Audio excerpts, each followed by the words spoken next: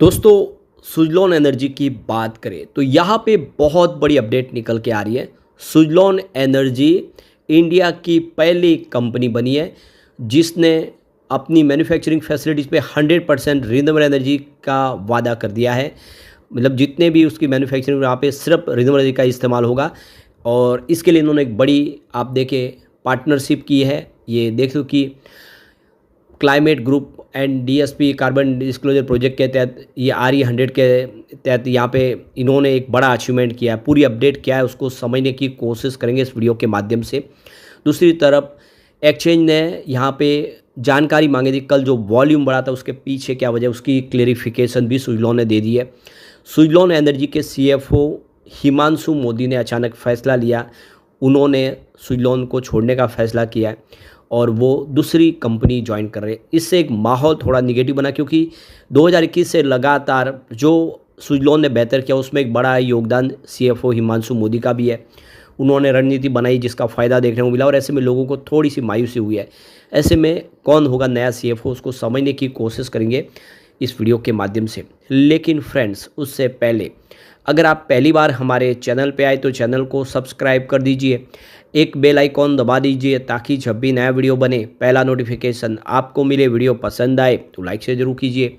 चलो friends, video start करते हैं। मैं हूँ आपका दोस्त SV दवे और हमारे अपने चैनल ऑनलाइन कमाई में आपका बहुत बहुत स्वागत है। तो सबसे पहले BSE सेंसेक्स की बात कर ले तो देखो कि 81,644 के स्तर पे आज क्लोजिंग देखी हमने, जहाँ पे 370 पॉइंट की तेज़ी थी। तो बाज़ार दूसरा दिन है जब अच्छा बाज़ार ने किया है, 0.46% की तेज़ी देखने को मिली।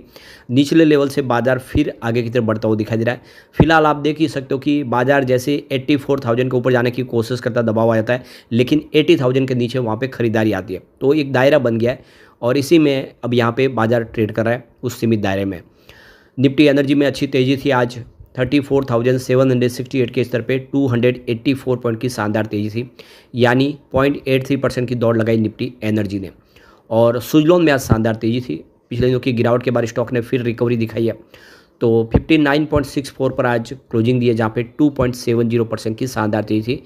लेकिन उससे पहले अगर आप देखें तो इसमें इंट्राडे में गिरावट भी हुई थी। स्टॉक ने 58 के स्तर को भी तोड़ा और वहाँ से निचले लेवल से अच्छी खरीदारी लौट के आई। अब यहाँ पे जो बड़ी अपडेट निकल के आ रही है, सुज़लॉन एनर्जी ने एक्सचेंज को जानकारी दी है जिसमें उन्होंने बताया कि यहाँ पे कोई भी उनकी तरफ से मटेरियल प्राइस मूवमेंट देखने को नहीं मिला है। तो कम देख लो कि स्क्रिप्ट के अंदर जो 18 अगस्त 2025 को यानी कल 12:14 पे जो देख लो कि MPM देखने को मिला था, उसमें कंपनी का कोई रोल नहीं है। तो सुज़लॉन एनर्जी की तरफ से कहा गया है कि न किसी इवेंट की हमने कोई घोषणा की है, न कोई हमारी तरफ से इस समय कोई एक्टिविटीज हो रही है, कोई भी इस समय नया कोई हम प्रोग्राम नहीं कर रहे हैं, न कोई ऐसी कंपनी के अंदर बातचीत चल रही है जिसकी वजह से यह MPM देखने को मिले। तो जो मटेरियल प्राइस मूवमेंट हुआ है यह प्योरली मार्केट की वजह से हुआ है। किसी फंड हाउस ने या तो बड़ी खरीदारी की होगी, बिकवाली की, जिसके हुआ होगा, जिसमें सुज़लॉन का कोई रोल नहीं है। तो सुज़लॉन ने अपनी जिम्मेदारी को निभाया। उनके ऊपर इल्ज़ाम लगे थे कि सुज़लॉन हमेशा देख कि कॉर्पोरेट गवर्नेंस के मामले में कमज़ोर है, वो एक्सचेंज को समय पे जानकारी नहीं देते और इसी वजह से अब उन्होंने फैसला किया कि छोटी से छोटी जो जानकारी है वो भी एक्सचेंज के साथ शेयर की जाए ताकि भविष्य में उनके ऊपर ऐसा कोई भी फिर इल्ज़ाम न लगे। अब यहाँ पे जो बड़ी गुड न्यूज़ निकल के आ रही है, सुज़लॉन एनर्जी अपने जितने भी मैन्युफैक्चरिंग जो प्लांट्स है वहाँ पे 100% रिन्यूएबल एनर्जी का इस्तेमाल करेगी 2030 तक, उन्होंने कमिटमेंट किया है। तो सुज़लॉन ग्रुप की तरफ से अनाउंसमेंट हुआ है, उन्होंने कहा कि जो हमारी 15 मैन्युफैक्चरिंग फैसिलिटीज़ इस समय रन हो रही है, 2030 तक हम कंप्लीट रिन्यूएबल एनर्जी का वहाँ पे इस्तेमाल करेंगे और यह इंडिया की पहली इंडियन एनर्जी कंपनी बनेगी जिसने RE100 इनिशिएटिव लिया है। तो पहली कंपनी है इंडिया की जिसने RE100 इनिशिएटिव लेने में सबसे बड़ा रोल प्ले किया है। तो ये देखो कि कंपनी अपना कार्बन डिस्क्लोजर प्रोजेक्ट बताएगी, कंपनी बिल्कुल 2030 तक इसको फॉलो करेगी। तो कंपनी आप देख सकते हो कि जो डिकार्बनाइजेशन रोड मैप है उसमें एक बड़ा रोल अपना प्ले करने को तैयार है। तो कार्बन न्यूट्रलिटी में देखो, स्कोप 1 और 2 में देखिए तो 2030 तक कंपनी पूरी तरह से 2035 तक अपना एमिशन को जीरो करने की तैयारी। नेट जीरो का स्कोप है 1, 2, 3 में एमिशन 2040 तक। तो आप देख सकते हो कंपनी आने वाले समय हर तरह से रिन्यूएबल एनर्जी का ही इस्तेमाल करेगी और जितना भी उनकी वजह से पॉल्यूशन है उसको बिल्कुल ख़त्म करेगी कंपनी। और इसीलिए इन्होंने RE100 के अंदर अपने ज्वाइन किया है और कंपनी एक लीडरशिप रोल प्ले करे इस समय। इंडिया की सबसे बड़ी कंपनी है, उनकी जिम्मेदारी भी बड़ी है और इसीलिए उन्होंने एक बड़ा फैसला कर लिया है कि आने वाले समय जितने भी उनके प्लांट है वहाँ पे अब पूरा का पूरा जो बिजली का खपत होगी वो सिर्फ क्लीन एनर्जी के माध्यम से होगी। तो इस मौके पे अगर देखें तो JP चलसानी जो CEO है सुजलॉन ग्रुप के, उनका कहना है कि RE100 को ज्वाइन करना हमारे लिए एक गर्व की बात है और ये साबित करता है कि हम एक लीडरशिप पोजीशन पे हैं और इसलिए हमने ही पहल की है। आने वाले समय हम इस कमिटमेंट को पूरा करेंगे और क्लीन एनर्जी का जो सपना है पूरी दुनिया का, उसमें हम अपना बड़ा योगदान देने को बिल्कुल तैयार है।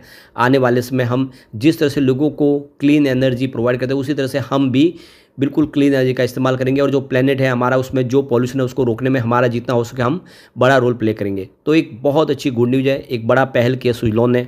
तो पिछले कुछ सालों से अगर देखें तो कंपनी इन्वायरमेंटल, सोशल और गवर्नेंस यानी ESG गोल को अचीव करने में आगे है। कंपनी आप देख लो कि 92.87% carbon neutrality already plant level पे उनका है और आप देखिए जो रोटल ब्लेड यूनिट है धुले पावर की, वहाँ पे 100% रिन्यूएबल एनर्जी का इस्तेमाल हो रहा है। और इसके अलावा आप देख सकते हो कि और भी जो प्लांट है उनकी जो अलग अलग पावर प्लांट है वहाँ पर भी कंपनी ज़्यादा से ज़्यादा अगर आप देखें तो रिन्यूएबल एनर्जी का इस्तेमाल कर रहे हैं और इस वजह से जो आने वाले समय पॉल्यूशन है उसको कम किया जा रहा है।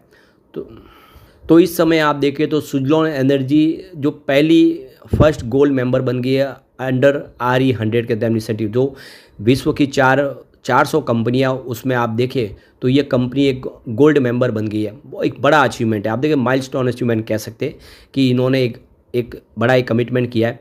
सुजलॉन की इस समय इंस्टॉल कैपेसिटी 21 गीगावाट की वर्ल्ड वाइड 17 कंट्रीज में कंपनी का कामकाज है। पुणे में इनका हेडक्वार्टर है और कंपनी इंडिया के अलावा जर्मनी, नीदरलैंड, डेनमार्क में काफ़ी तेज़ी से अपने कारोबार को बढ़ा रही है। करीब 8100 एम्प्लॉयज़ कंपनी के पास है, बहुत अनुभवी कंपनी है। पर अब आप देखें तो पिछले कुछ समय से कंपनी में भारी लॉस हुआ क्योंकि आप देखें शेयरों की प्राइस नीचे आई। कंपनी का बिजनेस में लॉस नहीं है, यह मार्केट में लॉस हुआ है क्योंकि देख सकते हो कि मार्केट शेयर नीचे आ गया, करीब 35% वैल्यूएशन डूबी है जिससे निवेशकों को भी घाटा हुआ इसमें। और देख सकते हो कि कंपनी आखिर मार्केट में लिस्ट है तो प्रमोटर को भी लॉस होता है जब शेयर की प्राइस नीचे आती है।